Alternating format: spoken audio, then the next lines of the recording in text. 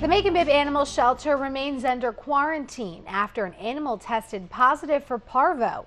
41 NBC's Elaine Rackley says some dogs had to be put to sleep in order to stop the disease from spreading at the facility. No animals are being allowed in and none are being allowed out of the Macon-Bibb County Animal Shelter.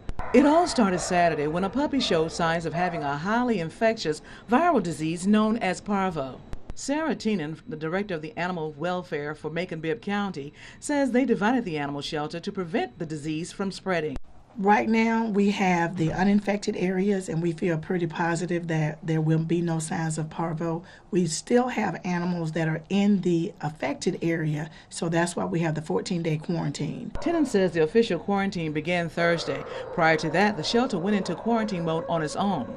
14 dogs began to show signs of having parvo, such as vomiting and diarrhea. They had either been exposed or tested positive. Those dogs now have been euthanized in order to contain that virus, the spread of that virus. Crystal Mahogany is an animal shelter attendant who is keeping a watchful eye on the 73 dogs and 13 cats.